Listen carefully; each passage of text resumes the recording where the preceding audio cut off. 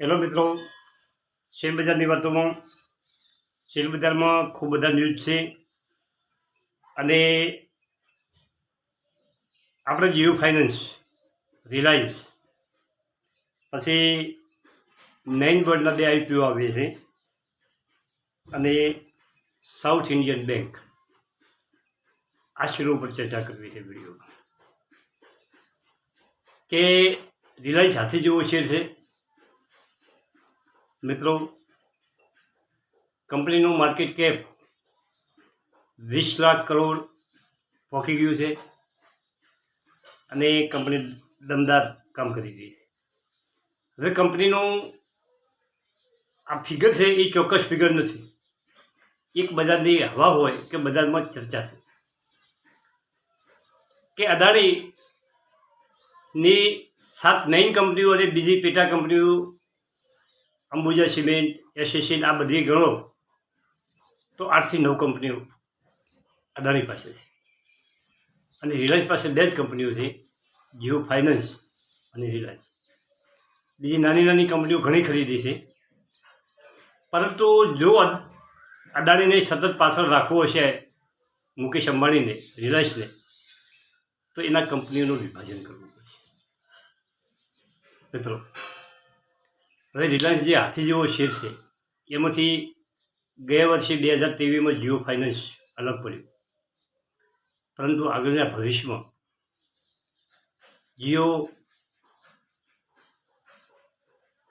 જે ફોનના ડેટા આપણે જીઓ ટેલિકોમ પણ અલગ પડી શકે, જીઓ રિટેલ પણ અલગ પડી શકે અને એનો મેઇન ફાયદો રિલાયન્સના શેરનો એ છે કે તમારા પોર્ટફોલિયોને મજબૂત બનાવે. મારા પોર્ટફોલિયોમાં રિલાયન્સના શેર 400 છે, 400 મને જીઓના મળ્યા છે અને હું આ સતત હોલ્ડિંગ મારું ચાલુ રાખું તો ભવિષ્યમાં મને જીઓ જો રિટેલ અલગ પાડે તો એના પણ શેર 400 મળી શકે છે, જીઓ ટેલિકોમ અલગ પાડે તો એના પણ 400 શેર મળી શકે છે. આ રીતે કંપનીમાં તમને બેનિફિટ મળે છે મિત્રો. હવે તમને વાત કરું રિલાયન્સની કે ઓક્ટોબર 2023માં રિલાયન્સનો ભાવ 2200 રૂપિયા હતો મિત્રો.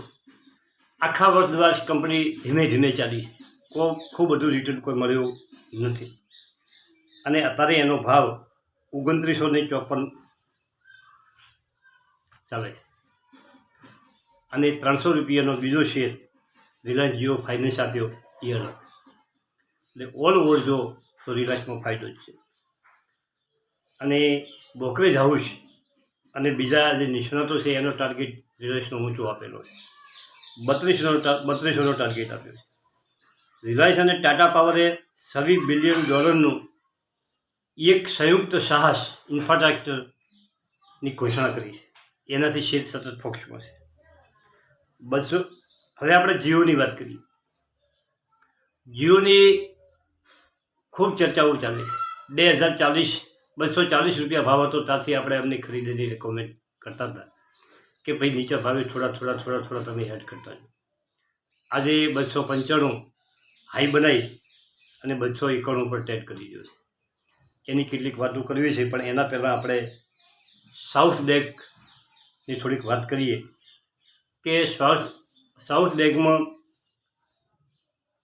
1151 કરોડનો રાઇટ ઇસ્યુ આવેલો છે. કોઈના પોર્ટફોલિયોમાં હોય તો તમે રાઇટ ઇસ્યુ માટે અરજી કરી શકો છો અને તમને 22 રૂપિયાના ભાવથી એ બેંક રાઇટ ઇસ્યુનો શેર આપવાની છે અને એ શેર તમને આ મેઇન શેરમાં ભાગી જશે. અત્યારે 32 રૂપિયાના ભાવે ટ્રેડ થઈ રહ્યો છે સાઉથ ઇન્ડિયન બેંક, 32 રૂપિયાની 25 પૈસા. રાઇટ ઇસ્યુ માટે ઓપન 20 તારીખે ચાલુ થઈ ગયું છે અને એની છેલ્લી તારીખ છે 27 તારીખ અને 4 શેર જેના પાસે હોય અને 1 શેર રાઇટ ઇસ્યુનો મળવાનો છે, પરંતુ એના માટે તમારે એપ્લિકેશન કરવી પડે. તમારે 20 રૂપિયાના ભાવના પૈસા એમાં એડ કરવા પડે અને તમે વધારે શેર પણ માગી શકો છો મિત્રો. ઓના પહેલાં મારે લોયલ સ્ટીલનો રાઇટ ઇસ્યુ આવેલો, મારા પાસે 3000 શેર હતા પણ મેં 10,000 શેરની માગણી કરી હતી, પરંતુ માગવાવાળા વધારે હોવાને કારણે મને 600 શેર એમાંથી મળ્યા હતા 15 રૂપિયા ને 50 પૈસાના ભાવે. રાઇટ ઇસ્યુમાં કંપની સાઉથ ઇન્ડિયન બેંક સારામાં સારી છે. 10-12 રૂપિયા ચાલતો હતો તારે ઘણાના પોર્ટફોલિયો, મારા પોર્ટફોલિયોમાં નથી. પછી મેં 500 શેર લીધા હતા, પણ એને થોડા નફે મેં વેચી માર્યા. તો તમે રાઇટ ઇસ્યુ માટે એપ્લિકેશન કરી શકો છો. હવે જે મેઇન બોર્ડના 2 આઈપીઓ આવેલા છે, જીપીટી હેલ્થકેર અને યુનિપર હોટલ. આ 2 આઈપીઓમાં ગ્રે માર્કેટમાં પ્રીમિયમ સાવ ઓછું છે અને હું તો આમાં બેમાં અરજી કરવાનો નથી. મને રિસર્ચ કરતાં એકદમ ખૂબ બધા આમાં તમને બેનિફિટ મળે એવું ટૂંકા ગાળામાં લાગતું નથી. લાંબા સમયે કદાચ ચાલે તો જુદી વાત છે. આ જેનિફર હોટલ ઉપર ખૂબ દેવું છે અને દેવું ભરવા માટે એણે આઈપીઓ લાવ્યો. મિત્રો, તો આ 2 આઈપીઓમાં મને રસ નથી. તમે હજી વધારે એની માહિતી મેળવી શકો છો. બાકી એકે આઈપીઓ તારે હાલ ભરાય એવો લાગતો નથી અને જેને ભરવો હોય એ એમના રિસ્કી ભરી શકે છે, પણ ખૂબ પ્રીમિયમ તમને 25%, 20% કે 30% પ્રીમિયમ મળે એવું પોઝિશન નથી. આપણે વિભોર સ્ટીલની જે આઈપીઓ લાગ્યો હતો ને જે દમદાર પ્રીમિયમ હતો એવો શેર હોય તો આપણે કહી દઈએ કે ભાઈ તમારા પૈસા 3 ગણા થશે, 4 ગણા થશે. પણ આ 2 આઈપીઓમાં એટલું બધું કોઈ થઈ શકે એમ નથી. હવે આપણે જીઓની વાત કરીએ કે જીઓ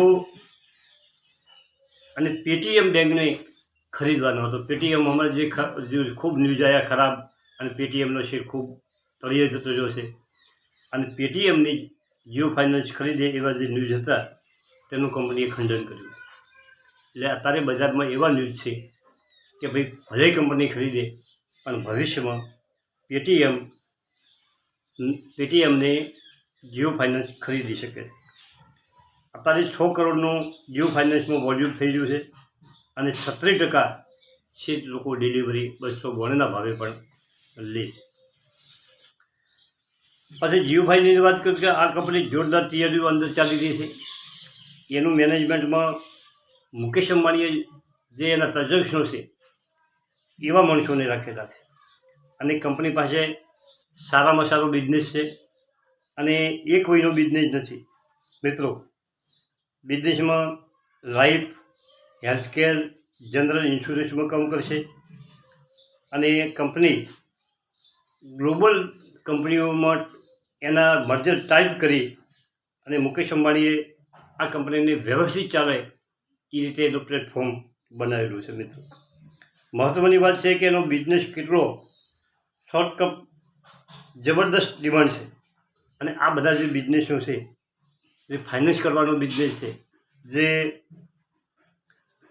ઇન્સ્યોરન્સનો બિઝનેસ છે, એ બિઝનેસ જોરદાર ચાલવાના છે. મિત્રો,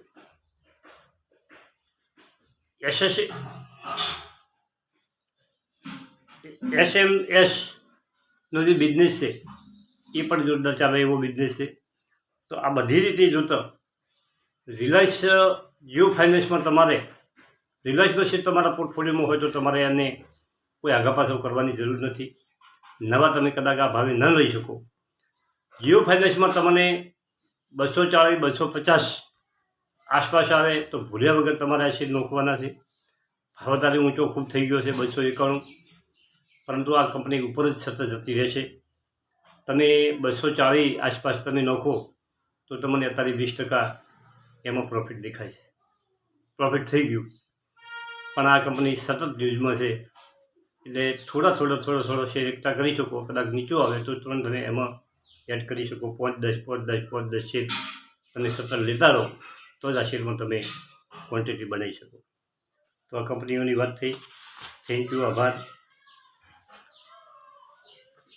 એક સારામાં સારો સિનેરિયો બન્યો જીઓ ફાઇનાન્સમાં અને તમારે જલ્દી ના હોય તો બજારના ટ્રેન્ડથી કદાચ નીચું આવે તો તમે એમાં ખરીદી કરી શકો છો.